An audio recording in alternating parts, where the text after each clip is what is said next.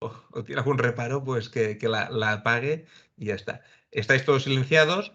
En principio vais a estar todos silenciados todo el rato. Si alguien quiere hablar, pues que levante la mano o que lo escriba por el chat. Muy bien. La presentación hoy la hará José Manuel Aguilar, es asesor fiscal del despacho, especialista en temas de impuestos de sociedades e IVA. También además es profesor de universidad, de la Universidad Autónoma de Barcelona. Y bueno, os dejo en sus manos para que os explique todo esto. Recordad, preguntas a través del chat y responderemos casi todo al final. Si es alguna aclaración puntual, quizás sí que le hacemos algún inciso, pero en principio mejor dejarlo casi todo para el final. Gracias. José Perfecto, Manuel. Jaume. Perfecto. Muchas gracias, Jaume. ¿Se me escucha bien? ¿Me puedes confirmar? Muy bien. Todo bien. Gracias, Jaume. Bueno, buenos días a todos y gracias por conectaros. Ya como comentaba Jaume, pues vamos a hablar de toda una serie de modificaciones inminentes en el tratamiento de IVA que se han aprobado y que, bueno, entran en vigor a partir del próximo 1 de julio, en apenas 2 semanitas. Yo, antes de entrar en harina, he querido poner aquí un glosario de términos para unificar criterios y tener claros y delimitados los hechos imponibles en el ámbito del IVA, ¿vale? Si buscamos en el diccionario el término exportación, probablemente, me puedo equivocar, veremos que incluye tanto entrega de bienes como prestaciones de servicios. Es importante saber que en el ámbito concreto de aplicación del IVA, este concepto de exportación solo refiere a entrega de bienes que efectuemos desde TAI. No vamos a incluir aquí nunca prestaciones de servicio. Y el término TAI lo vamos a utilizar para referirnos al territorio de aplicación del IVA español, que no es, en definitiva, es el ámbito espacial donde se aplica el impuesto, que es pues a lo largo y ancho de la geografía española, más las islas adyacentes y un trocito del mar, que son 12 millas náuticas. Es decir, que si yo me voy con mi barquita y hago una transacción dentro de este perímetro náutico y se me rompe el motor, qué sé yo, pues ya llamo a recambios marinos para que me cambien este motor. Pues bueno, si la transacción se efectúa dentro de este perímetro de las 12 millas náuticas, se entenderá efectuada en TAI, ¿vale? Con lo cual, pues quedará grabada como operación interior, ¿vale? Por exportación, ¿qué vamos a entender? Vamos a entender entregas de bienes desde TAI hasta un país o territorio tercero que esté fuera de la Unión Europea, cualquiera que sea su destinatario, es decir, tanto si es empresario como si es un particular. Por entregas intracomunitarias de bienes entenderemos entregas de bienes de empresario en TAI a empresario en otro Estado miembro de la Unión Europea. Y finalmente tenemos este último bloque conceptual de ventas a distancia, que estas son entregas efectuadas por un empresario establecido en TAI a un particular en Estado miembro. Y es aquí, en este tercer bloque, donde se han producido, donde se plantean las modificaciones más relevantes y que a priori van a afectar estricto sensu a lo que son operaciones B2C, ¿vale? En operaciones en las cuales el destinatario sea un consumidor final. Dicho esto, vamos a entender siempre por sistema de ventas a distancia aquella en la cual no haya un desplazamiento físico del comprador a las instalaciones del vendedor, dado que la compra pues, se va a realizar por Internet a través del comercio electrónico, ¿no? El comercio electrónico nos permite comprar desde casita, sin mover el trasero. Quizá por ello haya experimentado pues, ese crecimiento exponencial, ¿no? en los últimos años. Aquí en la slide pues vemos un poco la evolución. Bueno, se ve pequeñito, en millones de euros, según la Comisión Nacional de Mercado. En fin, aquí vemos esta trayectoria, este marcado carácter alcista. En el segundo trimestre del 2020, el volumen mundial del comercio electrónicos superaba los 12.000 millones de euros. Y los españoles aquí parece que somos especialmente comodones para efectuar nuestras compras.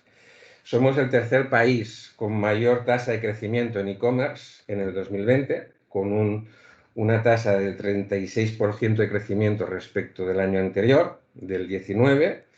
Y en este momento, casi, lo vemos aquí en la derecha, casi el 20% del total de las ventas en España se están efectuando por Internet, ¿vale? Con lo cual, pues bueno, ya ven ustedes que es un tema que está cogiendo cada vez más enjundia, más envergadura económica. Entonces, a nivel técnico, este tipo de entrega de bienes plantea una dificultad en el ámbito de IVA, y es que en la medida en que el destinatario es un particular que no es sujeto pasivo de IVA, no ostenta la condición de sujeto pasivo, pues aquí no podemos aplicar la regla de inversión del sujeto pasivo para que la operación acabe tributando en destino. Con lo cual, el legislador europeo inicialmente optó por someter a tributación en origen este tipo de operaciones, ¿vale? Este sistema de tributación en origen lo que originó en un primer momento pues fue un proceso gradual de localización de empresarios y vendedores en aquellos países que tenían tipos impositivos inferiores.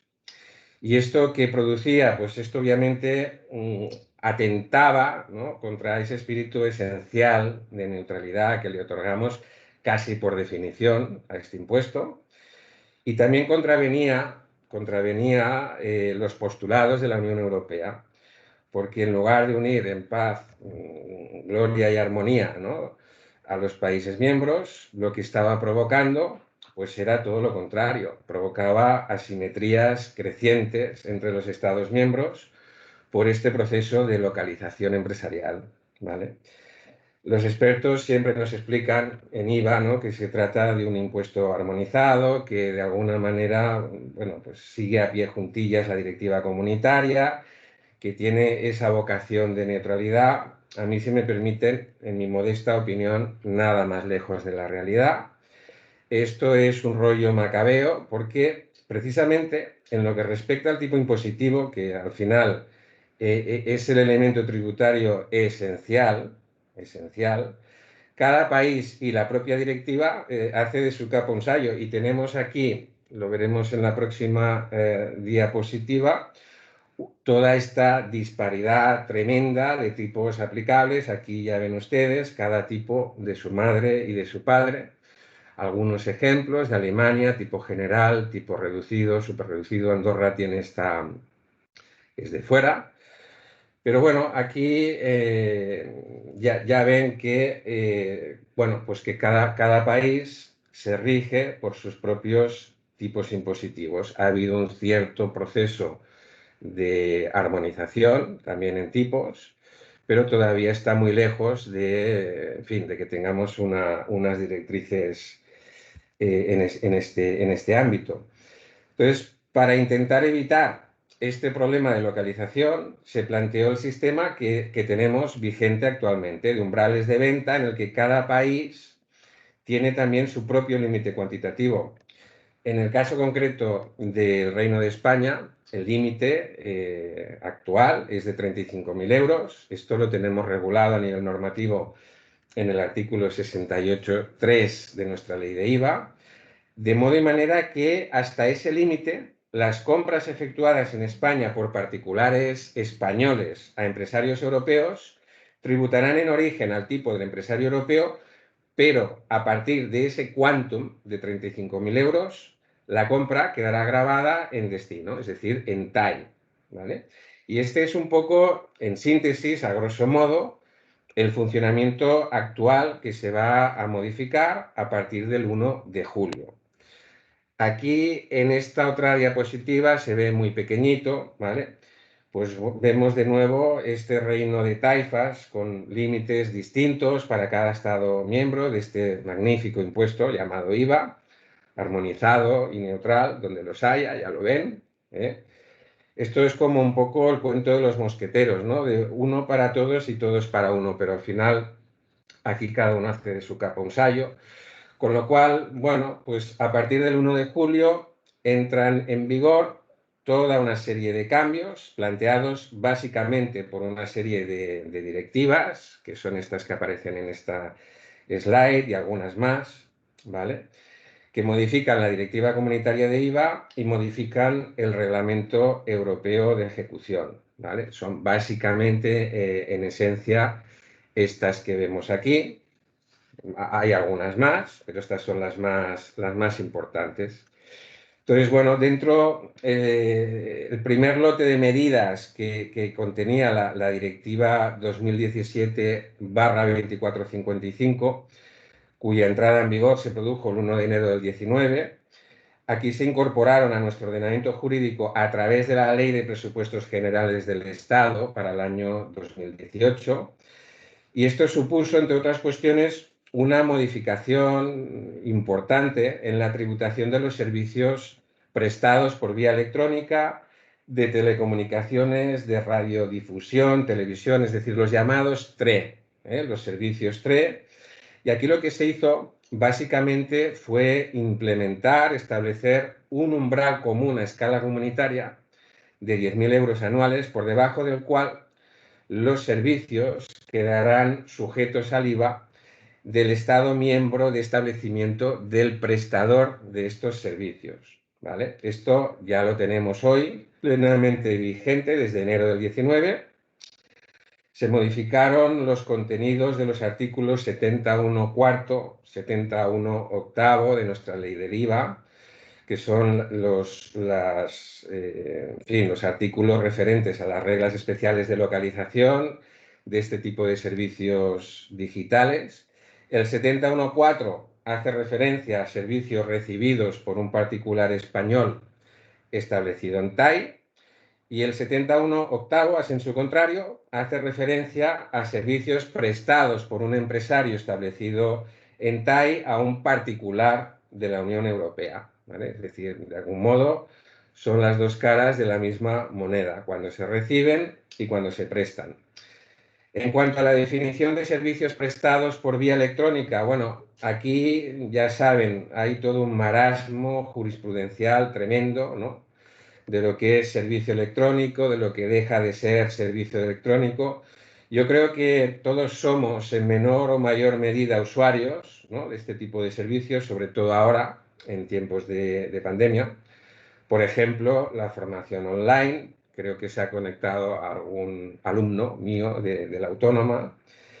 Entonces, este concepto de formación online yo creo que ha llegado para quedarse, incluso en las universidades. Ese viejo refrán, ¿no?, de que el saber no ocupa lugar, pues bueno, ahora es más cierto que nunca. Y bueno, no solo formación, tantos otros servicios, ¿no? ¿Qué es y qué deja de ser un servicio electrónico? Bueno, sobre esto han corrido ríos de tinta. A los fiscalistas les encanta discutirlo todo. Nuestra ley de IVA da una definición perezosa, muy exigua, del concepto de servicio electrónico, y cuando surgen dudas existenciales tenemos que recurrir al reglamento de ejecución, al 282/11, concretamente artículo 7, porque es aquí donde encontramos una definición legal más rigurosa, más extensa de este tema, ¿no? A nivel jurisprudencial se ha dicho de todo y por su orden, ¿vale? Es decir, que aquí también tenemos una disparidad de criterios tremenda. Yo creo que la delimitación conceptual más importante es saber distinguir si la prestación del servicio se ha realizado íntegramente online o únicamente hacemos online lo que es la contratación y el resto del servicio se presta total o parcialmente por esta vía, ¿vale? Este va a ser un primer elemento de aproximación que es relevante. El segundo es el grado, digamos, de automatización o estandarización del servicio, ¿vale? Este es otro de los indicios jurisprudenciales, ¿vale?, que, digamos, que actúa como denominador común en todos los pronunciamientos administrativos y jurisprudenciales que hemos ido conociendo, que son muchísimos, sobre este particular, ¿vale? Y bueno, este tipo de servicios, ¿cómo funcionan? funcionan a través de un sistema de ventanilla única. Hoy en día todavía se conoce como MOS, Mini One Stop Shop, ¿vale? ¿Cómo funciona esto? Pues bueno, me voy a intentar explicar con un ejemplo, ¿vale? Si tienen dudas, me las plantean a través del chat y luego intentamos resolver. Supongamos el caso de un empresario español establecido en TAI, ¿vale? Factura a particulares este tipo de servicios TRE, servicios prestados por vía electrónica. Entonces, si en el año inmediato anterior se superó este umbral que hemos comentado de 10.000 euros, las operaciones tributarán en destino, es decir, en el país donde esté establecido el destinatario del servicio. Y también tributarán en sede del destinatario cuando el sujeto pasivo vendedor opte de forma voluntaria por esta opción de tributación en destino, ¿vale? Es decir, tenemos estas dos reglas para poder tributar en destino, o bien cuando superemos el umbral, o bien cuando se opte de forma voluntaria, y esta opción nos vinculará al menos 2 años, ¿vale? Entonces, ¿qué ocurre? Como se trata de un particular sobre el cual no actúa la regla de inversión del sujeto pasivo y no está actuando en calidad de empresario profesional y tenemos que tributar en destino, pues este sistema de ventanilla única nos permite pues no tener que localizarnos en todas y cada una de estas jurisdicciones de destino, ¿no?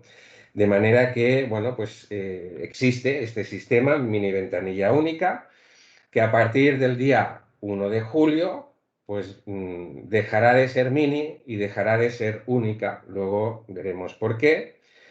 Y a través de este sistema, pues yo podré presentar, el sujeto pasivo podrá presentar una declaración especial en el Estado miembro de identificación, llamaremos EMI, lo encontrarán también escrito por aquí en alguna slide. El EMI es el Estado miembro de identificación, que será aquel en el que se registra el sujeto pasivo para poder utilizar este régimen. ¿Y qué voy a hacer al final con todo esto? Pues vamos a cumplir con las obligaciones tributarias con el resto de estados que estén derivadas o que puedan quedar afectadas por esta mini ventanilla única. Hasta ahora lo que hacíamos era optar por la inclusión en este sistema con un modelo censal, que es el 034, de forma totalmente voluntaria. Se puede entrar, se puede salir siempre a gusto del consumidor, o bueno, mejor dicho, en este caso a gusto del vendedor, ¿vale? Porque es el que va a optar. Y todo esto, digamos que a efectos prácticos se informaba a través del modelo vigente todavía, el 368, que como veremos pues, luego, en un ratito, pues es un modelo que está ya en vías de extinción, ¿vale? Porque se va a suprimir por otro posterior, no sé si está ya vigente o está en fase de work in progress, que es el 369. Luego hablaremos de todo ello. Y bueno, esta fue en esencia la principal novedad que se planteó del primer lote de medidas de esta directiva comunitaria. Entonces, la transposición de la segunda parte de esta directiva 2455 se planteó en un anteproyecto de ley, se sometió a trámite de audiencia, creo que si no me falla la memoria, en julio-agosto del 20, y este es el que va a resultar de aplicación a partir del próximo 1 de julio, y se le ha dado transposición a través del Real Decreto Ley 7/2021, que es el que ha modificado nuestra querida ley de IVA. ¿Cuáles son las principales medidas? Bueno, pues las principales medidas que se han planteado aquí esencialmente son estas que ven en la slide, en la diapositiva. Vamos a explicar pasito a pasito todas y cada una de ellas. Algunas son relativamente sencillas y otras son tremendamente complejas, ¿vale? Iremos viendo. La primera y más importante es que se extiende la declaración especial, la OSS, la OS, o mini ventanilla única, a las ventas intracomunitarias a distancia de bienes. Es decir, hasta 1 de julio, es decir, todavía, esta ventanilla única solo es aplicable a los servicios TRE, servicios que hemos dicho electrónicos, radiodifusión, televisión y telecomunicaciones. Por eso decía antes que la ventanilla única dejaba de ser única y además se hará ahora, incluirá las ventas a distancia y se hará con un nuevo umbral único de ventas de 10.000 euros para todo Kiski. Es decir, que aquí desaparece aquel reino de taifas que veíamos en la slide anterior, con umbrales distintos para cada país. Y aquí lo que se podrá es ingresar todo el IVA de estas ventas en el Estado miembro de identificación. El límite de 10.000 euros, según la redacción que se ha dado a los artículos de la directiva, ¿no?, que son el 32, 33 y 59 quater, ¿vale?, se entiende, o al menos yo lo que entiendo es que ese límite común incluye a los servicios online y va a incluir también a las ventas a distancia de bienes, ¿vale? Y este límite no va a actuar en 3 supuestos concretos. Para proveedores extracomunitarios que estén establecidos fuera de la Unión Europea, no va a operar este límite. Para proveedores que estén establecidos en más de un Estado miembro, tampoco va a operar este límite. Y tampoco aplicará en todos aquellos bienes que sean objeto de instalación o montaje, y ni a la típica excepción, ¿no?, arquetípica ya en IVA, que son los medios de transporte nuevos. Dejemos siempre que tributen en destino. Entonces, la declaración especial del IVA por ventanilla única, como adelantaba antes, se va a efectuar mediante la presentación electrónica de este nuevo modelo, el 369, tiene un nombre largo, ¿no?, descrito textualmente: la declaración, liquidación periódica de los regímenes especiales aplicables a los sujetos pasivos que presten servicios a personas que no tengan la condición de sujetos pasivos o que realicen ventas a distancia de bienes determinadas, bueno, en fin. Se tendrá que presentar esta declaración de forma trimestral. ¿Cuándo? Durante el mes natural siguiente al mismo, excepto para aquellos empresarios o profesionales que estén registrados en el régimen especial de importación. Luego veremos específicamente de qué se trata, el IOS, ¿vale? O en su caso también los intermediarios que actúen por su cuenta, ¿no? En este caso, la declaración no va a ser trimestral, sino que tendrá una periodicidad mensual. ¿Qué ocurre? Bueno, pues como todo se incluye y se unifica en este nuevo modelo 369, el anterior, que comentábamos también antes, el 368, aunque todavía vigente, pues va a quedar, en cierto modo, como un modelo transitorio a partir de julio del 2021, de manera que solo se podrá utilizar para efectuar correcciones del segundo trimestre del 2021 o anteriores, con un límite de retroacción que la directiva ha establecido en 3 años, lo cual quiere decir que dentro de 3 años va a desaparecer este modelo 368. La agencia tributaria parece hoy por hoy que no tiene intención de retirarlo, y lo que van a hacer es dejarlo morir progresivamente, que caiga por su propio peso. Entonces, aquí un poco lo que han previsto es la aplicación simultánea, la coexistencia de 2 regímenes aplicables de forma simultánea, ¿no?, que serán, por un lado, el régimen de la Unión aplicable a sujetos pasivos de la Unión Europea que presten servicios B2C, ¿vale?, y ventas a distancia de bienes. Y luego hay otro régimen exterior a la Unión Europea, también para servicios prestados B2C, por empresarios extracomunitarios que estén establecidos fuera de la Unión. Entonces, bueno, como decía también antes, este modelo 369 no sabemos si está ya operativo, yo no tengo la certeza absoluta. Si no está operativo, lo estará en breve, ¿de acuerdo? Esta declaración especial, este modelo 369, hay que verlo y estudiarlo con un poco de cariño. Es complejo, es un modelo muy extenso y prolijo, con muchos apartados, porque aquí lo que se está haciendo es agrupar operaciones del régimen de la Unión, los de fuera de la Unión, los servicios, las entregas y las operaciones del régimen especial de importación, que luego veremos.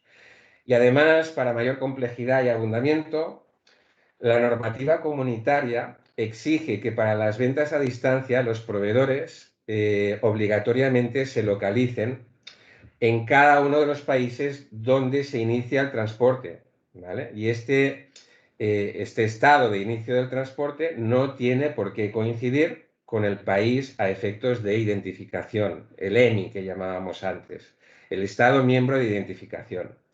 Claro, fíjense, yo aquí siempre estoy hablando de tributación en origen o en destino, pero la norma de localización de la entrega intracomunitaria de bienes a distancia en puridad se fija en función de dónde se inicia el transporte y dónde finaliza el transporte de las mercancías, ¿vale?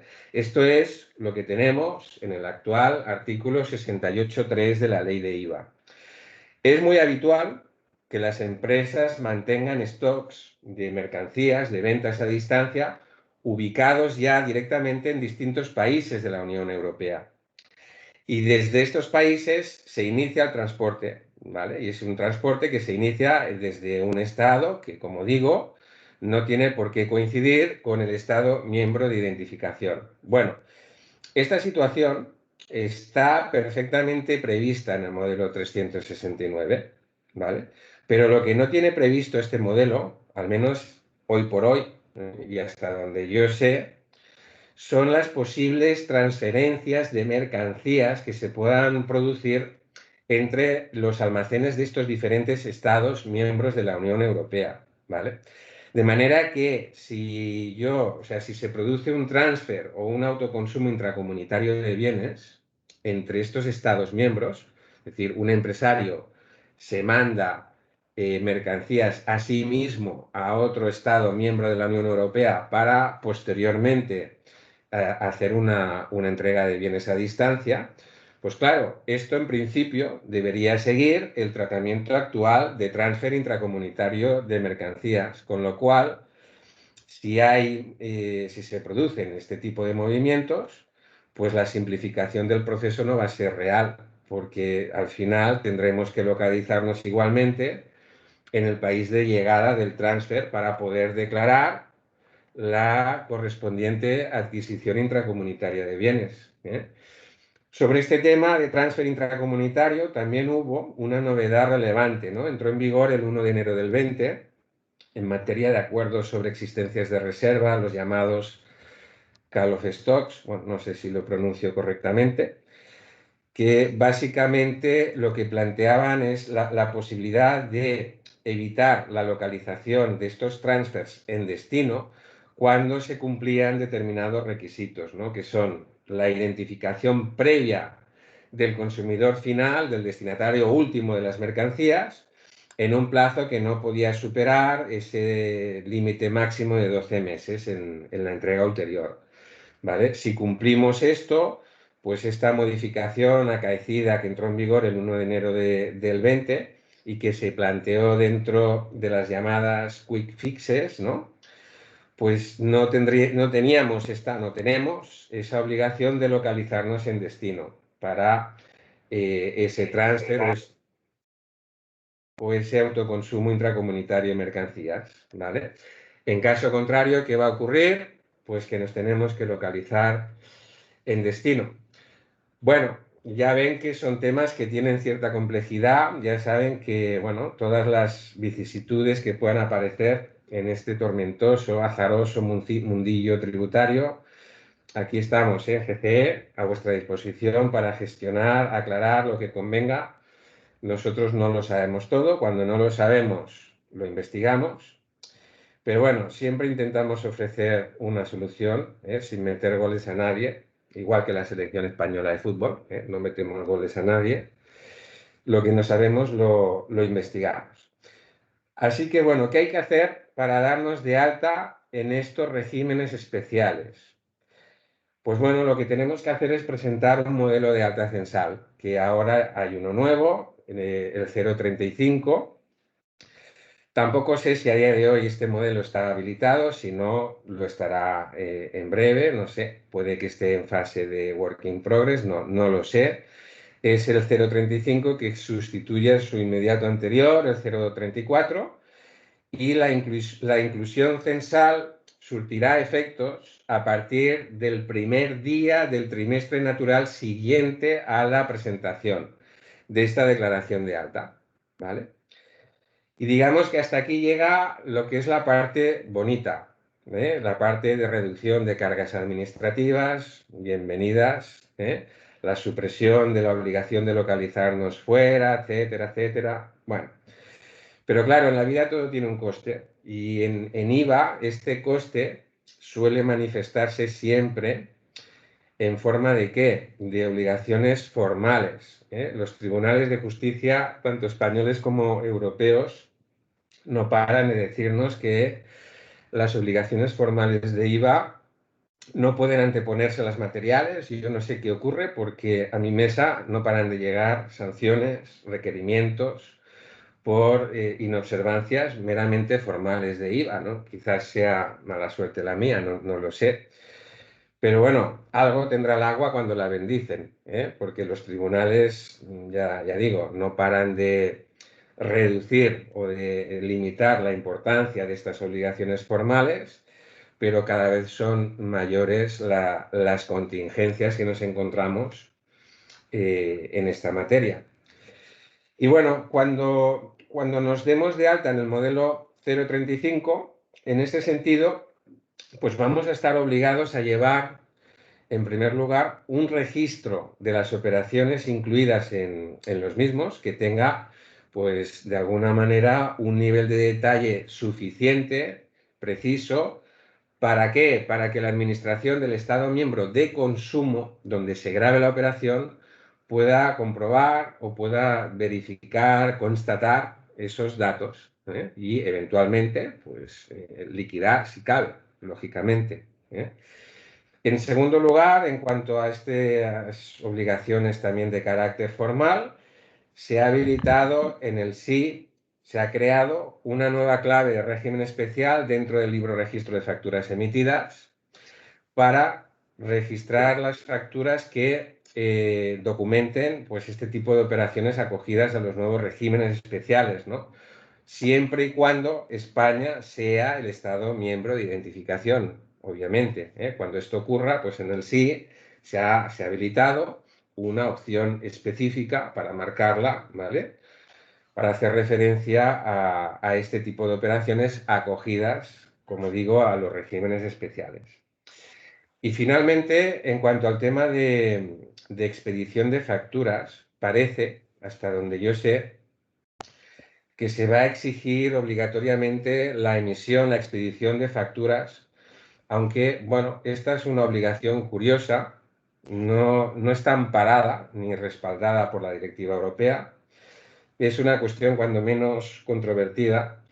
En primer lugar, porque, como digo, el artículo 221 de la directiva exime en ciertos supuestos de la obligación de expedir facturas. Y, hombre, a ver, podemos entender que si la operación de entrega de bienes se localiza en TAI, pues quede afectada por nuestro reglamento de facturación. De hecho, si vamos a buscar el artículo 2.2, letra C, ¿vale?, del Reglamento General de Facturación, pues ya lo dice claramente, ¿no?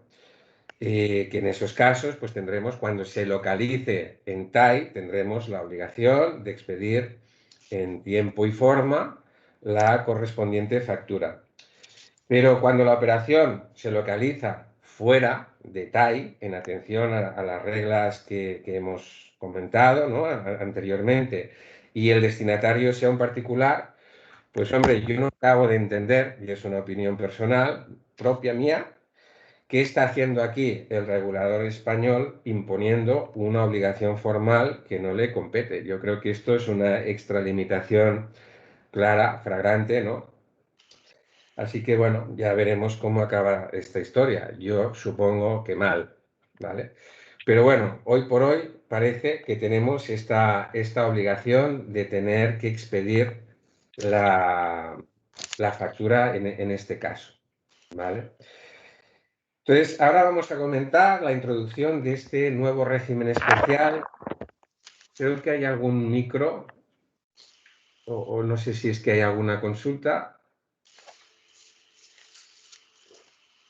Todavía no hay preguntas. Vale, no es que estaba, me llegaba como unas...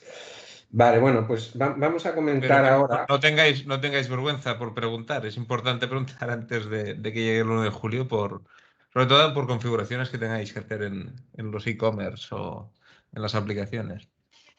Sí. Bueno, yo si os parece, para no perder el Oremus, lo que podemos hacer, si les parece bien, es hacer la explicación de todo esto de la mejor manera que pueda y luego planteamos todos los temas que surjan, que quieran comentar, debatir, cuestiones, dudas. Yo también tengo muchas dudas, ¿eh?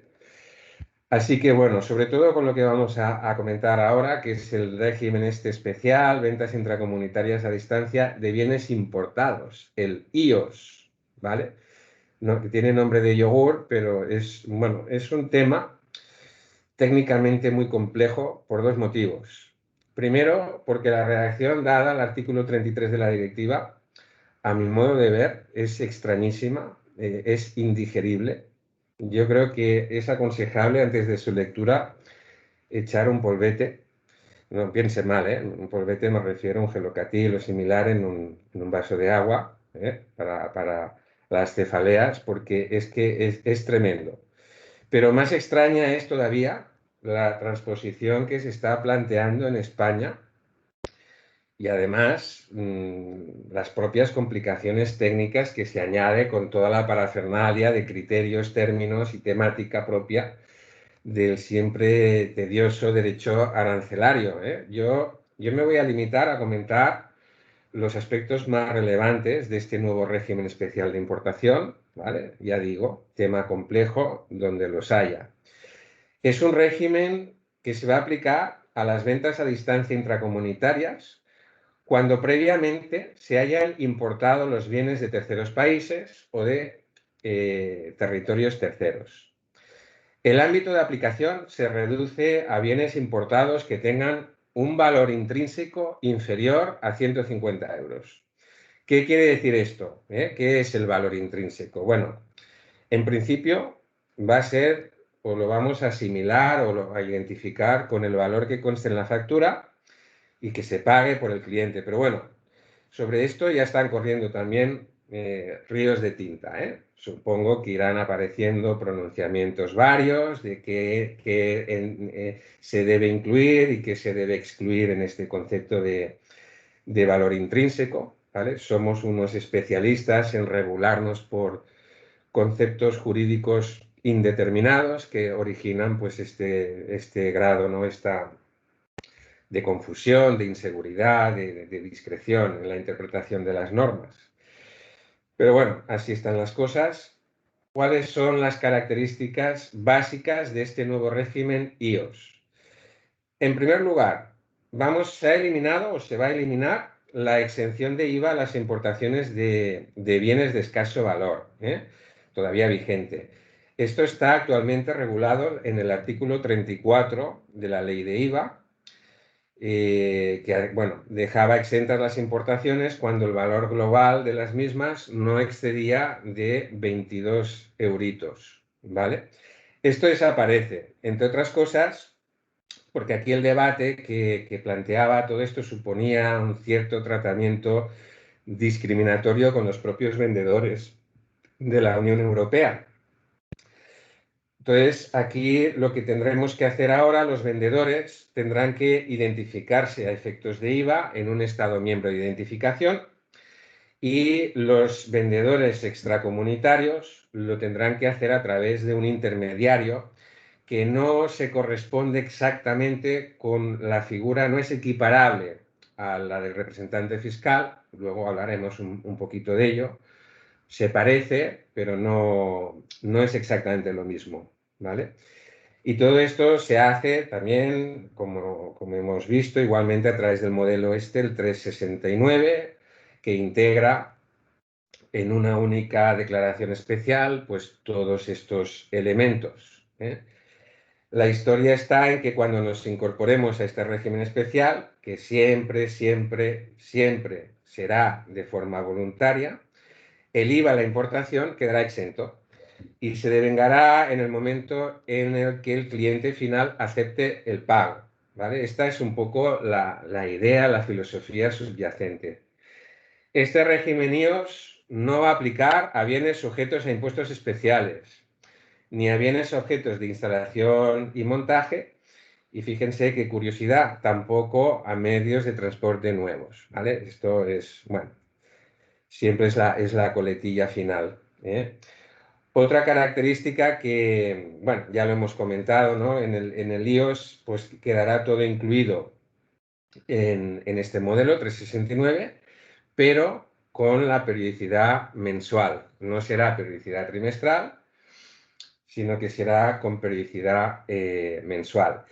Y a partir de aquí, pues este tema técnicamente tiene una dificultad extraordinaria. ¿Por qué? Porque se plantea un cóctel de dos operaciones que son, por un lado, importación de bienes y, por otro lado, entrega a consumidores finales, con lo cual lo que se produce son dos hechos imponibles de forma concatenada, y para localizar el lugar donde se produce cada hecho imponible e identificar a su correspondiente sujeto pasivo, pues no siempre va a ser una labor sencilla, ¿eh? Habrá que ver en cada caso concreto y en función de las características concurrentes, pues, cómo se plantean estas operaciones, si por ejemplo el Estado miembro de importación es el mismo que el estado de consumo o de destino de los bienes o no es el mismo. Esto será un tema, va a ser una cuestión que va a condicionar la operativa a los efectos de localizar los posibles. Hola, un ruido por aquí. Perdón, es que... Ya está no sé si- solucionado, ya está Vale, solucionado. perdón, es que no sé si es por consultas o por... Vale, vale. A alguien se le ha activado el micrófono. Vale, vale. Vale, pues ningún problema. Es que me llegan ruidos y no sé si es que alguien quiere comentar algo, no, no. Vale, bueno, pues si el estado de importación es el mismo que el estado de consumo y se opta por el IOS, que hemos dicho que es voluntario, ¿qué va a ocurrir? La importación en principio quedará exenta y se tratará como una venta, una operación interior sujeta en el país final de consumo. Entonces, en este caso, si se trata, por ejemplo, de un vendedor chino, pues este vendedor será el sujeto pasivo y deberá comunicar su número IOS en la aduana de llegada, ¿vale? Esta identificación IOS, que como veremos luego, no tiene nada que ver con el BIES ni con el EORI, es otra cosa, ¿eh? Es otra cosa mariposa, no tiene nada que ver. Son conceptos distintos y distantes. El IOS no tiene nada que ver con el EORI ni con el BIES. Son cuestiones distintas que a veces confundimos, ¿eh? Entonces, si no se opta por el IOS, la importación no estará exenta. Y habrá que ver, en primer lugar, quién está actuando en calidad de importador. Si el importador es el cliente final, tendrá que pagar el IVA a la importación. Y si el importador es el chino que comentábamos antes, sería una situación un tanto extraña, pero que, bueno, técnicamente se podría producir, pues será él quien tendrá que liquidar el IVA a la importación y luego, ¿qué se producirá? Se producirá una venta interior sujeta a IVA, porque es una venta posterior que se realiza por el propio importador. Y esto está regulado en el artículo 68.2, primero de la ley de IVA, y en el artículo 32 que comentábamos antes de la directiva. Y por lo tanto, ¿qué va a ocurrir aquí? Pues que el chino se tendrá que dar de alta en TAI, ¿vale? Con lo cual, pues, bueno, esta opción sería, ya digo, extraña, abyecta, pudiendo optar pues por la primera, ¿no? Que sea en última instancia el consumidor final quien se encargue de liquidar el IVA a la importación. Cuando no coincida el estado de importación con el de consumo, entren, por ejemplo, las mercancías por Rotterdam con destino a Barcelona, Bueno, pues el escenario se complica todavía más, porque entonces aquí habrán nuevamente dos hechos imponibles concatenados. Si se usa el IOS, la importación quedará exenta y venta sujeta a IVA español, siempre y en todo caso. Y en caso contrario, la importación pues también podría quedar exenta por aplicación de algún régimen especial de tránsito aduanero, ¿no? El régimen 42, por ejemplo, del que luego hablaremos. Es decir, que aquí ya tenemos que sacar el bisturí y diseccionar la operación para ver un poquito con detenimiento cómo van las cosas, ¿eh? Son complicadas y hay que analizar ad casum en función de lo que se nos plantee, pues cómo se califican las operaciones, quiénes son los sujetos imponibles, quiénes son, en fin, dónde se localizan los hechos imponibles, etcétera, ¿no? En cuanto a la operativa de inclusión censal, repito, una vez más, siempre voluntaria. Ya lo hemos visto antes, modelo 035, y lo incluimos todo en la declaración especial de este modelo farragoso y tedioso, que es el 369. Y bueno, para concluir respecto a las obligaciones formales en este régimen IOS, pues un poquito más de lo mismo, ¿no? Tenemos también igualmente una obligación de llevanza y teneduría de un registro con detalle y contenido suficiente que permita acreditar, comprobar la correcta aplicación por parte de los Estados miembros de consumo. Es una especie de libro registro, ¿vale? Con sus peculiaridades, ¿vale? Y aquí también va a ser obligatorio emitir factura cuando España sea el EMI, el Estado miembro de identificación, y esto sí que, bueno, parece más razonable, ¿no? En este caso sí que está en perfecta paz y armonía con la directiva comunitaria, ¿vale? Y bueno, en cuanto a otra cuestión, ya digo, este tema es un tema complejo y cuando se planteen estas cuestiones y se concatenen operaciones y hayan ventas posteriores, importaciones previas, pues tendremos que analizar detenidamente para ver cómo se articulan las operaciones, ¿vale? Pero un poco la idea, yo creo que la idea general es la que les he comentado. Y luego tenemos también otro bloque, es la introducción de un nuevo sistema de recaudación del IVA a la importación en aquellos casos en los que no se aplique este régimen especial voluntario de importación. Bueno, esto un poco ya hemos comentado, ¿no? Cuando no se aplica el IOS y el valor sea inferior a 150 euros y además el consumidor final tenga domicilio en el estado de importación, lo que se está planteando aquí es que la persona encargada de presentar los bienes en la aduana sea en cierto modo también la que recaude e ingrese el impuesto, ¿vale? Sin perjuicio de que el responsable último del impuesto evidentemente sea el destinatario final.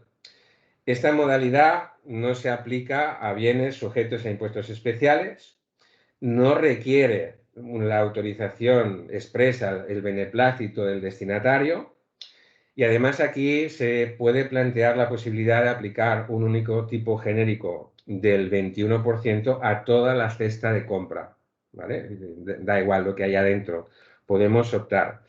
Si el destinatario se negara a optar por este tipo general, pues entonces no puede actuar este sistema, ¿vale?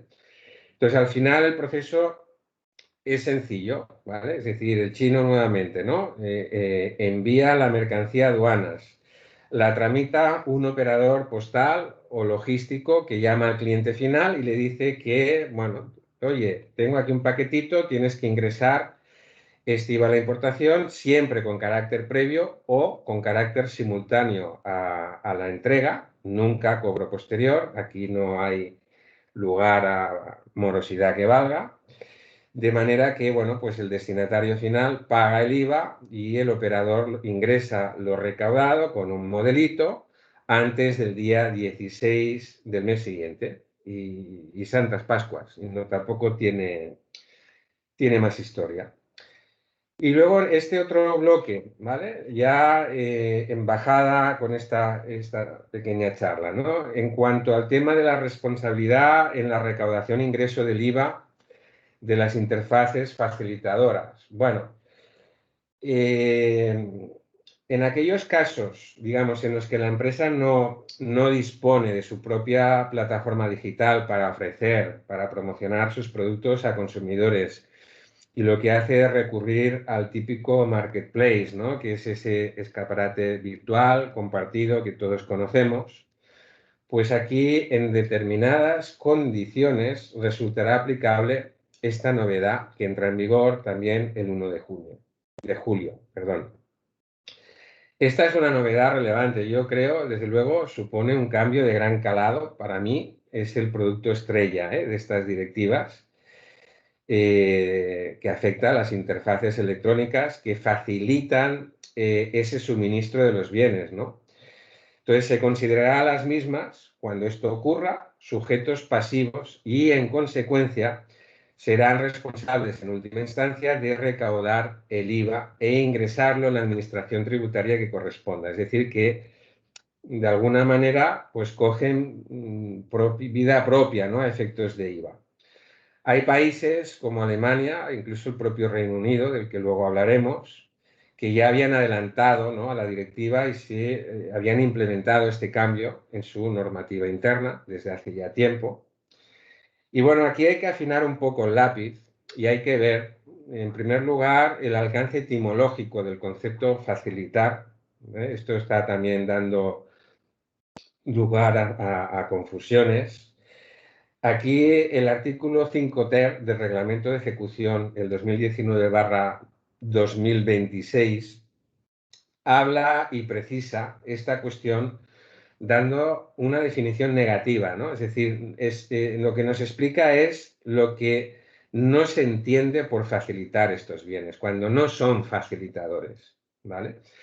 En principio se entenderá cumplida esta condición cuando se utilice con el objetivo de que un cliente y un proveedor que ponga bienes a la venta a través de esta interfaz electrónica puedan entablar un contacto que dé lugar a una entrega de bienes, ¿vale? Es decir, no hace falta acopio previo de material por parte de la interfaz.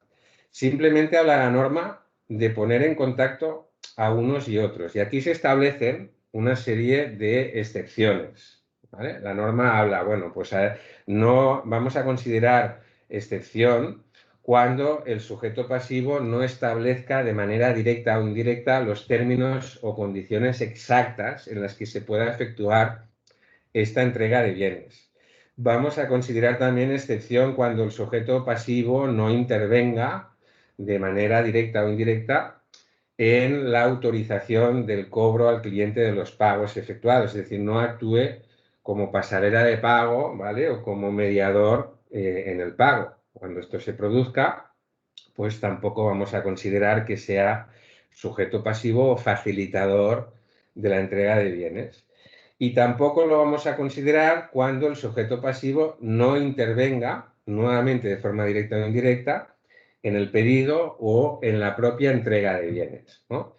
Es decir, tiene que poner en contacto a unos y otros para la consecución de una venta, pero no como invitado de piedra o con una posición pasiva o timorata, sino con una posición activa y casi diría decisiva, ¿no? Es decir, sin esa intervención de la interfaz, esa operación nunca se hubiera producido, ¿vale?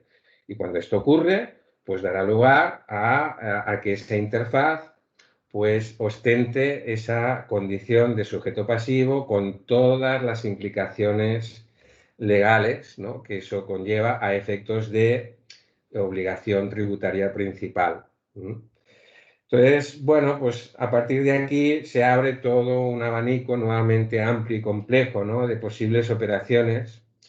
¿Por qué? Porque, bueno, aquí se han inventado un hecho imponible en IVA. Es una ficción jurídica, como otra cualquiera, y es que esas entregas previas que se produzcan a las interfaces, ¿vale? Y aquí habrá que estar en cada caso en función de, una vez más, características concurrentes y específicas para ver cómo, dónde, cuándo se califican las operaciones, se localizan y quiénes son esos sujetos pasivos. Si quien entrega la interfaz es un chino o de un país o territorio tercero, y está en el régimen especial que hemos visto de líos o no, porque puede ser que esté, puede ser que no esté, es voluntario y además tiene un ámbito de aplicación de esos 150 euros como tope máximo. Habrá que ver también si la mercancía se entrega desde China o un país tercero o se entrega ya en territorio comunitario, porque China tenga ubicado, centralizado un stock ya dentro de la Unión Europea y se entregue desde ahí, ¿vale? Y tendremos que ver si el Estado miembro de destino coincide, es el mismo que el de consumo. Y por último, lógicamente, el papel activo, pasivo de esa interfase a efectos de facilitar la entrega de bienes en esa conexión entre vendedor y comprador, ¿vale? Con lo cual, tema complejo que tendremos que ver y analizar como corresponda. Y entonces, bueno, yo a partir de aquí voy a hablar un poquito del Brexit, también dentro de este último bloque de esta... Perdón, José Manuel. Sí, No sé si queréis hacer alguna pregunta antes de pasar a Brexit, si tenéis alguna duda, alguna consulta de qué pasa con las mercancías que están en zona franca, que no sois los importadores o que se pueden hacer operaciones un poco especiales. No, está todo el mundo muy callado, no preguntan nada, o lo tienen muy claro o van muy perdidos. Seguramente no es que esté claro, porque el tema es bastante lioso. No sé si queréis hacer alguna consulta antes de pasar al apartado del Brexit, y si no, pues seguimos adelante. de todos modos, si me la hacen luego por chat y por email o como quieran, o por Sí. teléfono, yo estoy a la entera disposición de todos, ¿vale? Bueno, pues vamos a hablar un poquito de esto del Brexit, a ver si soy capaz de cambiar de, digamos, no sé por qué no me deja. A ver, un segundo, que Houston tenemos problemas. Yo y la tecnología, pues no somos grandes amigos. Un momentito, please. A ver, ahora, creo que ahora sí. ¿No? ¿Me lo puedes confirmar? Correcto, estamos viendo la siguiente Vale, diapositiva. bueno. Pues este es un poco los bloques que voy a comentar en relación con los efectos del Brexit, ¿no? En cuanto a entrega de bienes, prestaciones de servicios. Bueno, la salida del Reino Unido de la Unión Europea, ya sabemos todos, ¿no? Una vez finalizado ese periodo transitorio, 1 de enero del 2021, supone, entre otras cuestiones, que todos los flujos de mercancías entre España y Reino Unido dejarán de tener esa consideración de antaño de operaciones intracomunitarias y pasarán a estar sujetas a todas las formalidades aduaneras, ¿no? Esto de la Unión Europea ya sabemos todos, ¿eh? Es un proceso de integración económica. Llevamos enfrascados aquí desde, no sé, el Tratado de Roma, creo que es del 57. Y faltará ver si esta salida al Reino Unido pues obedece más a su carácter insurreccional, ¿no? Ya sabemos que tenían su propia moneda, que circulan al revés y que hacían todas estas cosas extrañas. O bien esto al final acaba planteando una opción factible de que los estados pues vayan progresivamente abandonando la Unión Europea. Yo no soy euroescéptico, ni lo contrario. Yo solo soy un pobre economista que intenta sacar conclusiones objetivas con razonamientos económicos y creo que, si me permiten un pequeño inciso, que la unión solo hace la fuerza cuando esa unión es de verdad y no solo aparente o parcial. Y también cuando la zona monetaria resultante de esa unión sea óptima y realmente esté integrada por economías similares, que no creo que sea el caso precisamente de la Unión Europea. Así que bueno, el tiempo dirá si la salida del Reino Unido es el principio del fin o el fin del principio o qué pasa con todo esto. Pero en cualquier caso, el Brexit ya es una realidad y esto implica, en el caso de entrada de mercancías en territorio de aplicación del IVA español, en TAI, Península Baleares y el trocito de mar, ¿no? Cuando vengan del Reino Unido, pues implicará la liquidación del IVA en el momento de la importación por la aduana, salvo que la empresa opte por un sistema de pago diferido, de ese IVA diferido. Para ello, deberá presentar el IVA de forma mensual, ¿vale? En el caso de que el periodo de declaración fuera trimestral, pues ya sabemos también que podrá cambiarse al REDEME, ¿vale? A ese régimen mensual y que quizá a partir de ahora pues pueda resultar más atractivo para las empresas en tanto en cuanto pues puede suponer ese pequeño diferimiento en el pago también a las operaciones de importación, ¿vale? Bueno, en este caso la empresa quedaría obligada al sí, al suministro inmediato de información. Alguien podría pensar, ostras, pero es que esto del sí es un rollo tremendo, ¿no? Bueno, no hay que ponerse nerviosos porque el sí, ya les digo yo, que llegará a todos, más pronto que tarde, ¿eh? Hay para todos, así que más vale que nos vayamos habituando y acostumbrando porque se hará extensivo a todos los sujetos pasivos. Entonces, la base imponible del IVA en la importación, recordemos, ¿qué es esto? Esto siempre va a ser el valor en aduana, al cual tendremos que añadir una serie de conceptos, siempre que no estén incluidos, que serán, por un lado, los impuestos, derechos, exacciones, gravámenes, ¿vale?, que se devenguen con motivo de la importación, salvo el propio IVA, lógicamente, y todos aquellos gastos accesorios como comisiones, embalaje, transporte, seguros, todo aquello, ¿vale?, que esté íntimamente vinculado a la mercancía, podríamos decir, hasta el primer lugar de destino de los bienes en el interior de la comunidad, ¿de acuerdo? Entonces, bueno, a sensu contrario, las mercancías que en lugar de ser importadas, lo que hagamos es transportarlas desde TAI al Reino Unido, pues las vamos a tratar como una exportación y estarán exentas de IVA.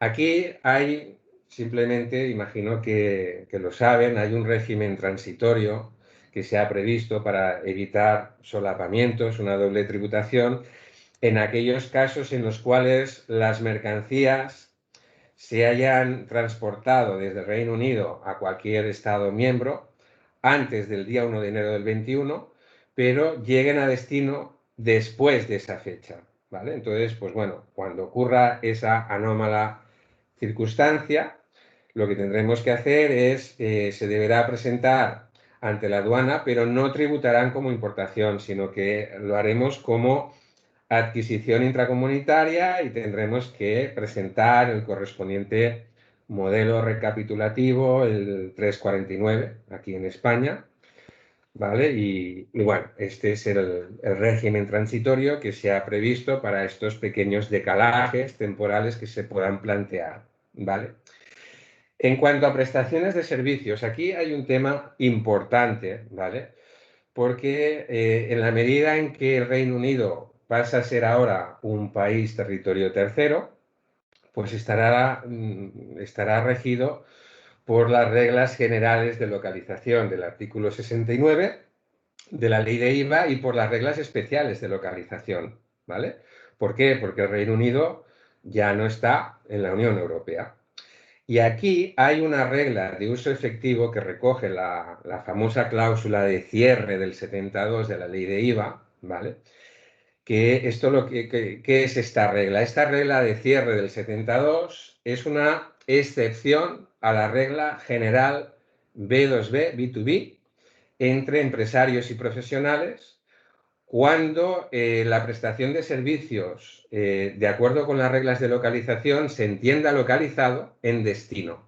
Es decir, en un país que no sea ni la Unión Europea, ¿vale?, ni Canarias, ni Ceuta, ni Melilla.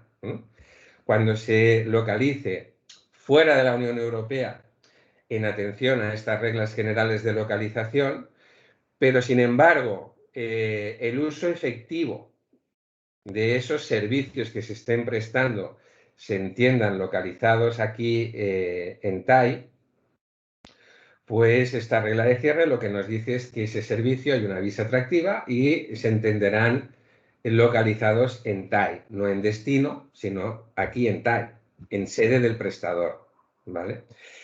Y este yo creo que va a ser el gran caballo de batalla para la inspección de tributos en los próximos ejercicios. De hecho, tanto es así que a mí me consta, me ha dicho un pajarito, que ya están afilando los machetes para degollar a los pobres contribuyentes que presten servicios B2B, cuyo uso efectivo sea susceptible de localizarse aquí en TAI, ¿vale? Todos sabemos que esto de la localización en TAI, pues bueno, la inspección tiene la piel muy fina, muchas veces dispara sin ni siquiera apuntar, tanto es así, de hecho, incluso yo me he encontrado en situaciones aberrantes en las cuales la inspección de tributos, o mejor dicho, la oficina de gestión tributaria, ha intentado traernos a TAI un servicio prestado afuera de la Unión Europea por uso efectivo en un procedimiento de gestión.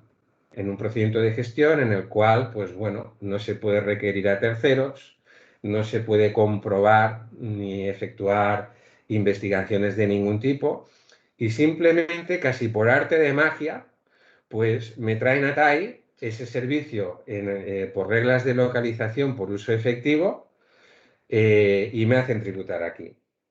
Así que, bueno, pues tendremos que estar especialmente atentos a esta situación. Aquí se ha habilitado para ver dónde se localiza un servicio prestado a un cliente establecido en el Reino Unido o cualquier otro país tercero, territorio tercero. Se ha habilitado una herramienta que está disponible en las herramientas de ayuda, que es un localizador virtual de prestaciones de servicios, donde, bueno, pues te van haciendo una serie de preguntitas tipo test, que no puntúan ni tampoco penalizan, uno va respondiendo y te van avanzando y al final, salvo error u omisión, pues te dicen dónde tiene que localizarse ese servicio, ¿no?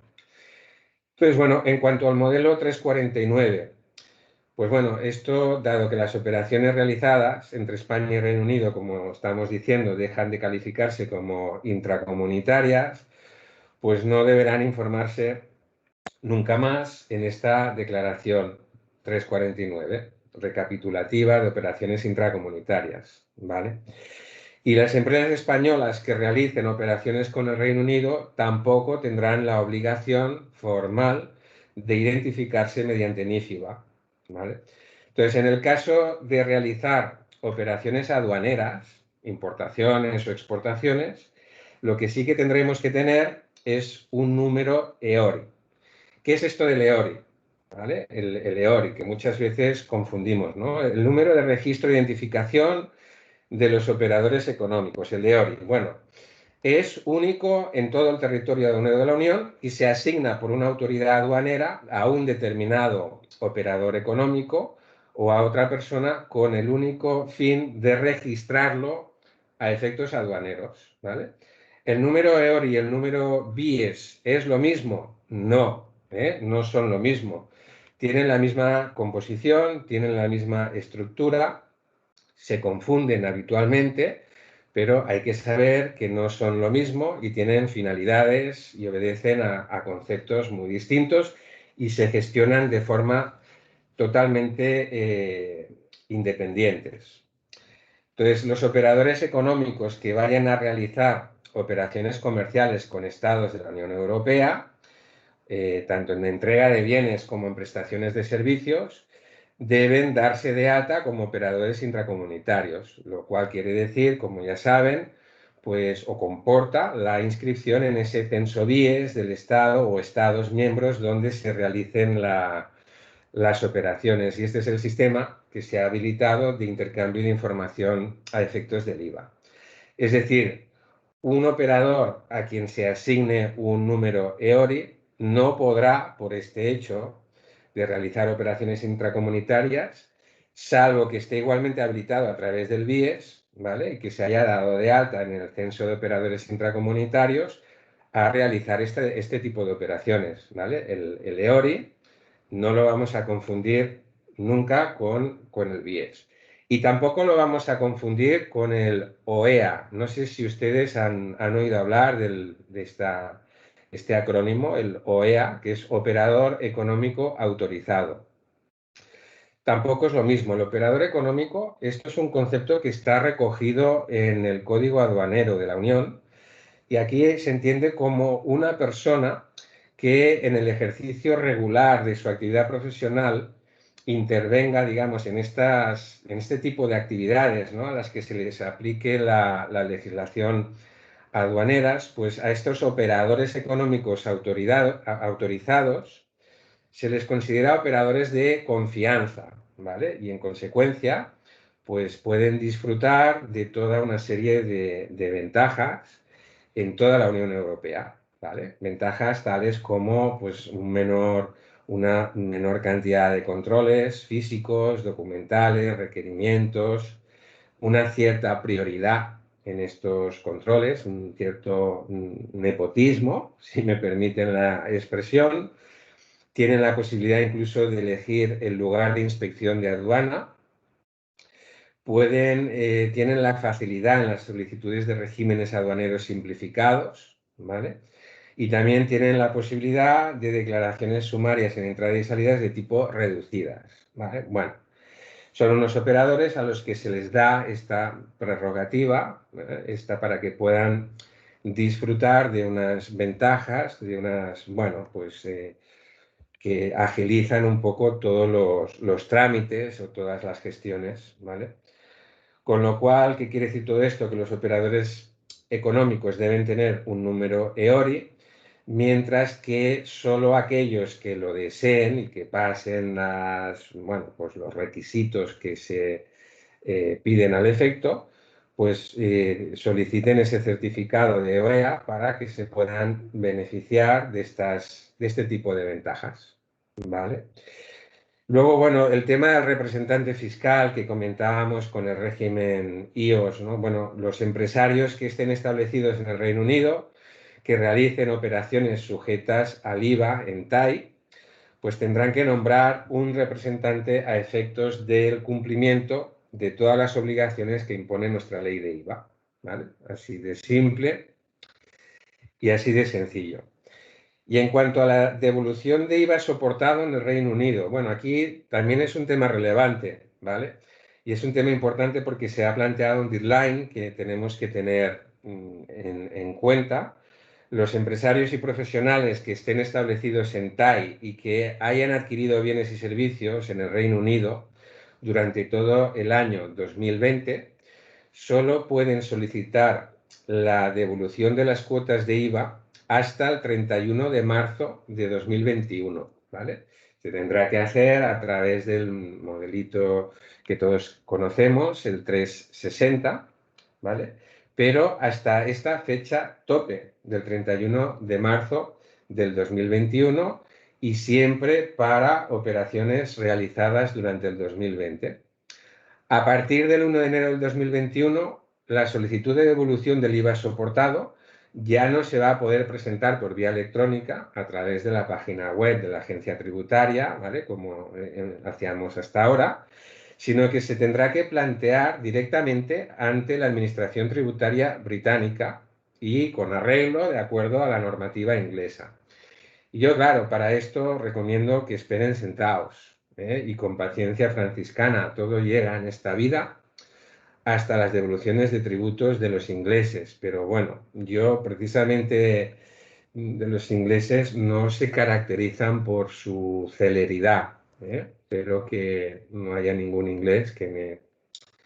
Pero vaya, hasta donde yo sé, esto es así. Con lo cual, pues nada, tendremos que tener en cuenta esta fecha tope del 31 de marzo para todas aquellas personas que quieran solicitar la devolución del IVA soportado, ¿vale? Pues bueno, que nos avisen y haremos los trámites pertinentes aquí en el despacho. Y para todos aquellos que hagan operaciones a partir de enero del 21, pues que sepan que se tendrá que presentar la solicitud de devolución en sede del Reino Unido, ¿vale? Y luego ya para acabar con esta charla soporífera, yo pido disculpas, pero es que es un tema tedioso. Ya para acabar, en cuanto al tema de la devolución de IVA a viajeros ingleses, bueno, pues esta cuestión a partir del 1 de enero del 21, que ocurre, los viajeros procedentes del Reino Unido no, bueno, podrán solicitar la devolución del IVA correspondiente a las compras que hayan hecho durante su estancia aquí en España, ¿vale? Este régimen, no sé si recordarán, lo vimos en un webinar cuando éramos pequeños hace un tiempo, ¿no? Donde explicábamos un poquito el funcionamiento. Si estos ingleses que vienen aquí a pasárselo bien, de turistas, que no falten, como cualquier otro extracomunitario, regresan a su querida patria en un plazo máximo de 3 meses y cumplen con una serie de requisitos, pues lo que podrán hacer es recuperar el IVA que hayan soportado en esas compras mediante un sistema electrónico de reembolso, porque ahora pasan a ser extranjeros, pero de verdad, extracomunitarios, ¿no? ¿Cuáles son esas condiciones que vimos en su día y que vamos a repasar ahora sucintamente?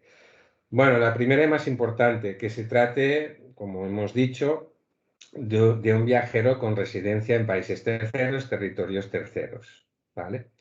Esto se tiene que acreditar mediante el pasaporte, documento de identidad o equivalente, ¿vale? Aquí no hace falta hacer grandes, pues simplemente con estos medios de prueba, pues se podrá verificar esa condición y tendrán derecho, si cumplen el resto, a solicitar la devolución. La segunda condición que debemos cumplir, bueno, hay que tener en cuenta que esto no es un cheque en blanco, solo aplica a determinados tipos de bienes, ¿vale? Quedan fuera del ámbito de aplicación los bienes destinados al equipamiento, avituallamiento de medios de transporte de uso privado, como puedan ser neumáticos, combustible. ¿Por qué quedan fuera? Porque lo dice la ley. Además, de forma solemne y taxativa, también dice que quedan excluidos de este régimen servicios, todo tipo de servicios, alojamiento, alquiler de coches, restauración, ¿vale? Y luego también hay que tener en cuenta que quedan excluidos aquellos bienes que puedan ser susceptibles, proclives de consumo total o parcial aquí, en España, ¿vale? Por ejemplo, bebidas, que yo le pueda dar un mordisco a una tableta de chocolate, basta con que se lo pueda dar, no hace falta que se lo dé, ¿vale? Perfumes, en fin. Todo esto quedará fuera de este régimen de viajeros, ¿vale? Porque es susceptible de consumo total o parcial. Tercera condición, las compras se tienen que documentar siempre en factura y en un documento electrónico de reembolso, que es el DER o DIVA, ¿eh? No sé si lo han escuchado o lo conocen, que se remite a la agencia tributaria obligatoriamente por el propio vendedor.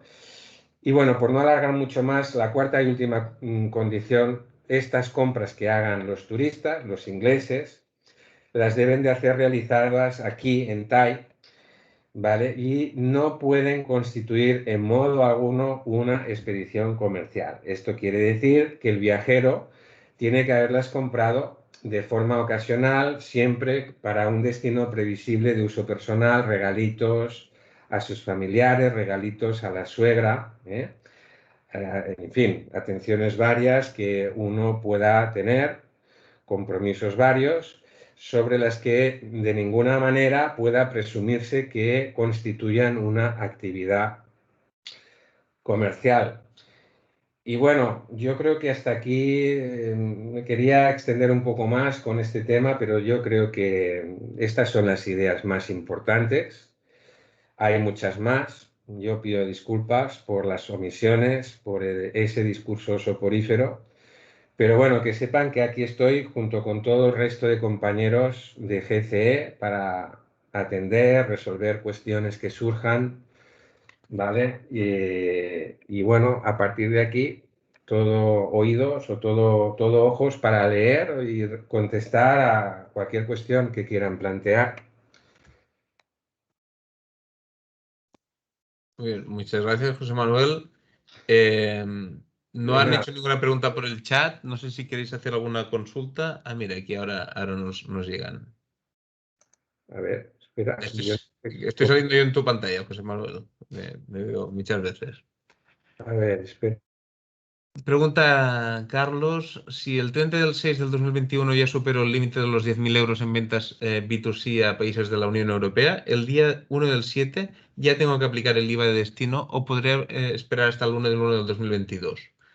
Esto por un lado, o sea, si ya ha superado el límite a 30 del 6 y se supone que se prevé que vas a seguir superando el límite durante 2021 en los próximos 6 meses, ¿no? Supongo. Y después si realizo exportaciones a Reino Unido, pero me identifico con número IVA y EORI británico, actuamos en UK como no establecido y aplico un 20% británico. ¿Tengo que declarar las operaciones en el SIF y o modelo 303? Bueno, primero la pregunta, vamos por partes, ¿no? Primero la pregunta sobre si ya he superado los 10.000, ¿ya me aplica este régimen a partir del 1 de julio? José Manuel. Ah, vale. He tenido algún problema con la conexión.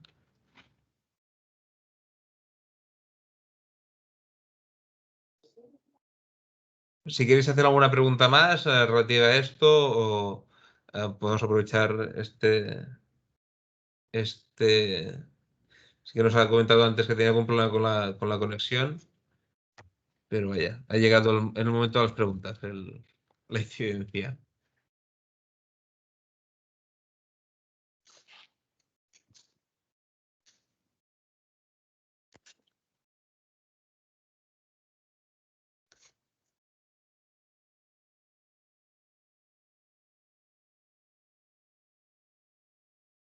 ¿Queréis, si queréis hacer algún planteamiento más de pregunta? Hemos hablado al final del tema también de las exportaciones, de las devoluciones de IVA de las personas turistas que previsiblemente podrán venir dentro de unas semanas a hacer gasto aquí como turistas y se hacen mucho gasto y se quieren recuperar el IVA de las tiendas físicas, es lo que está hablando al final José Manuel.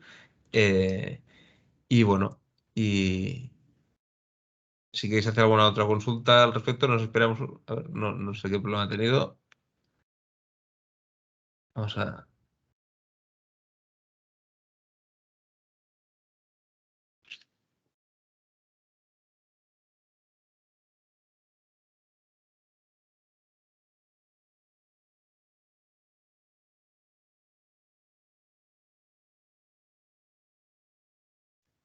Un segundo, por favor. Voy a ver si.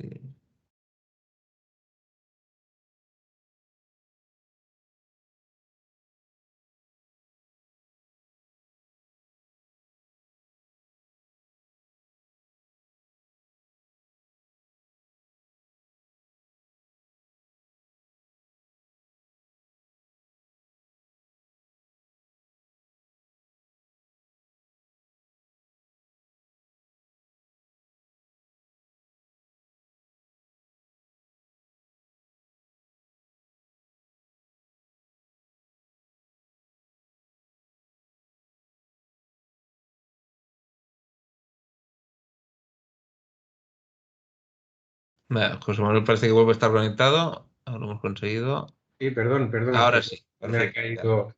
Oye, ¿me podéis dar, por favor, 30 segundos? 30 segundos. Muy bien. Nos otra pregunta.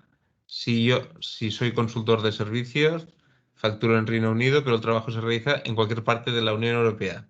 ¿Qué IVA tengo que aplicar?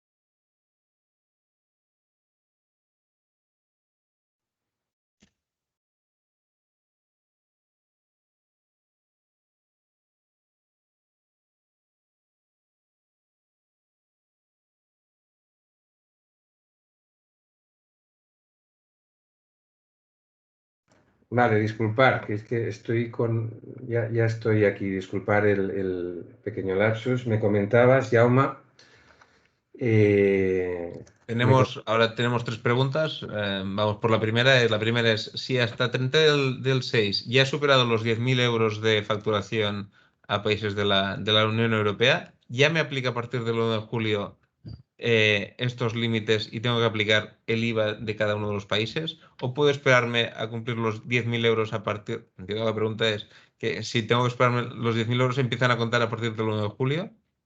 Sí, bueno, si superas el umbral, lo que tenemos previsto ya en el 68.3 es, como hace referencia siempre al volumen del año precedente, del año inmediato anterior, si yo durante el año en curso se supera ese umbral, puedo optar voluntariamente, ¿vale?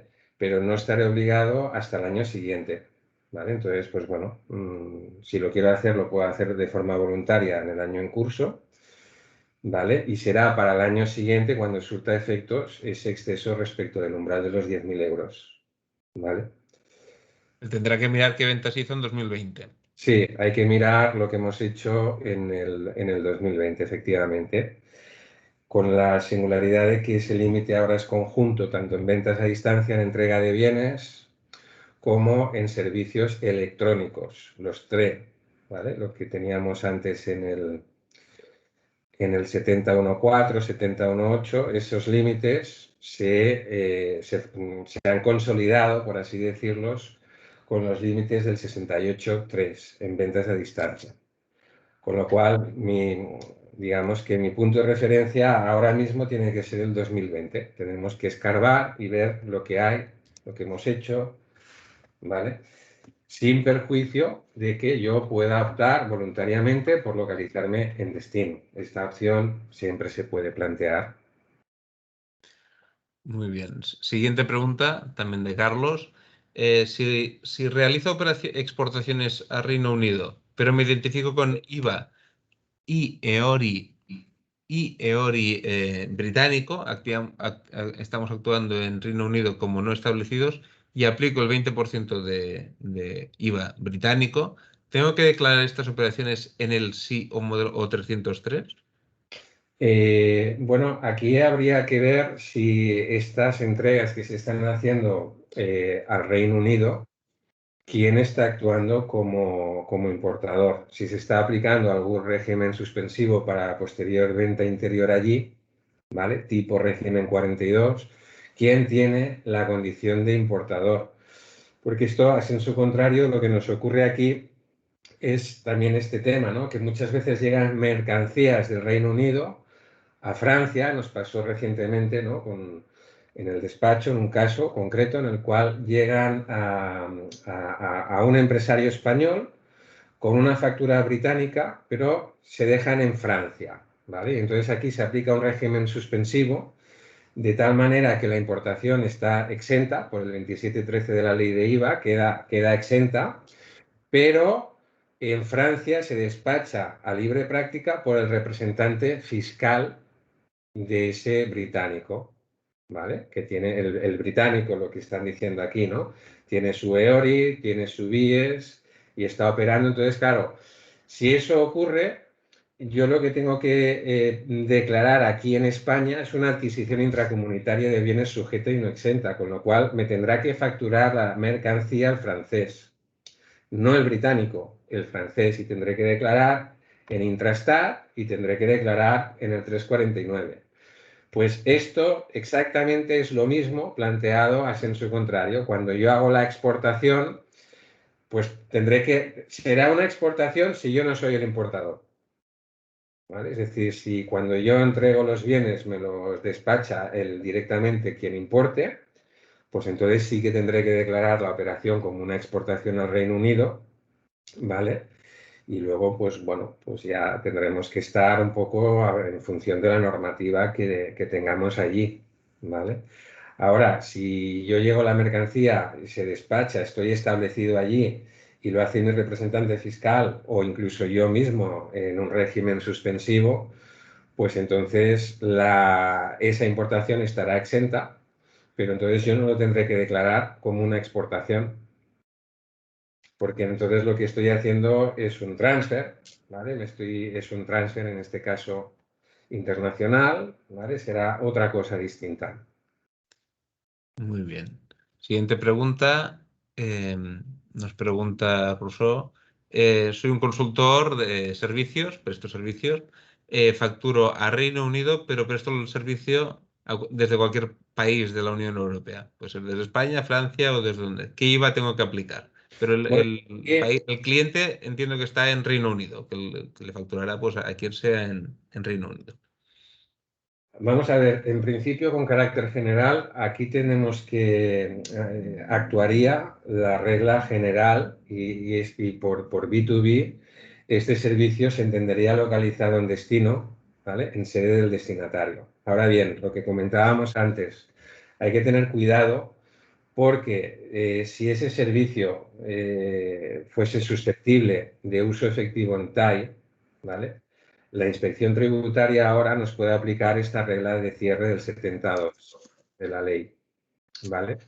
Es decir, que si pudiera darse la posibilidad de que el uso efectivo se pueda hacer aquí en España, y además no hace falta que sea totalmente, ¿eh? A veces te encuentras con que te aplican unos criterios de imputación que se los sacan de la manga directamente, ¿vale? Absolutamente infundados, aplican un porcentaje que se inventan y a partir de aquí consideran que ese uso efectivo se ha producido parcialmente en TAI.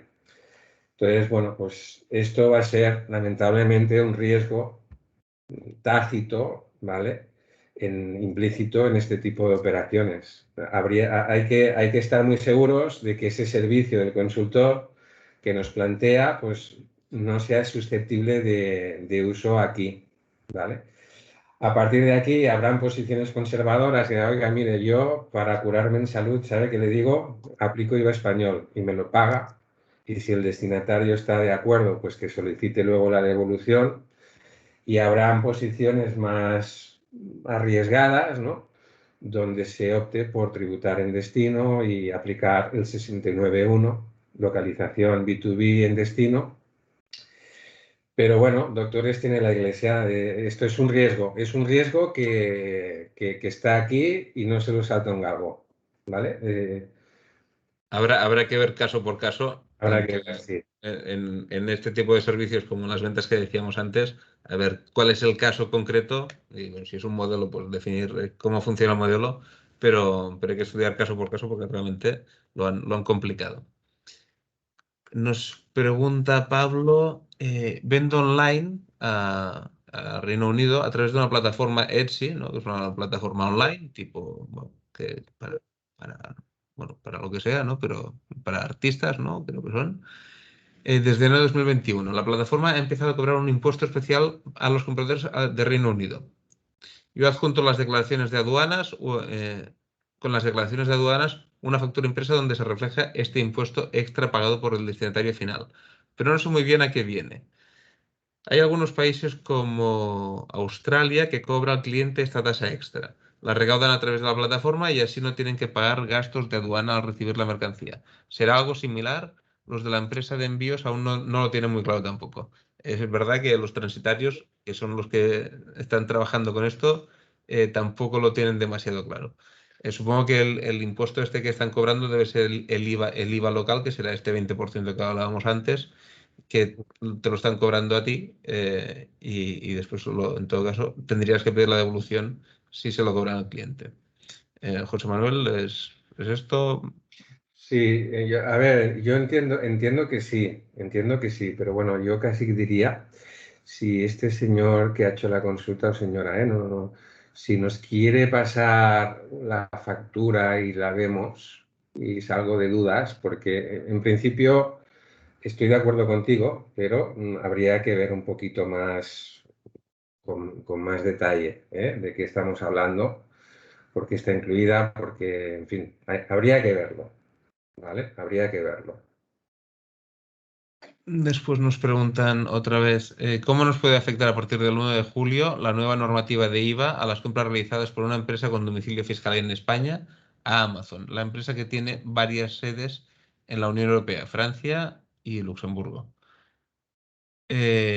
Bueno, las compras realizadas por una empresa con domicilio fiscal en España, o sea, un español compra a Amazon y la empresa compradora y la empresa vendedora en este caso es Amazon, que tendrá sedes o te enviará la mercancía desde Francia a Luxemburgo o desde donde tengan el almacén más cercano o les vaya mejor. Mm. Bueno, es entre profesionales, o sea, te manda la mercancía desde Francia a Luxemburgo, no, no acabo de ver la pregunta, es entre profesionales, en principio operaciones intracomunitarias no ha variado gran cosa. Exacto. Aquí sería una adquisición intracomunitaria de bienes, una entrega por parte de ellos exenta, aquí sujeta y no exenta, 349. Entendemos que hay acopio de material previo por parte de Amazon, ¿no? Que es la praxis habitual. Y si no lo hay, pues tendríamos que ver, tendríamos que analizar ad hoc la operación, si es un facilitador, si está actuando como sujeto pasivo, si hay importación previa, si no la hay, si está establecido en la Unión, si tiene LEORI, si lo deja de tener.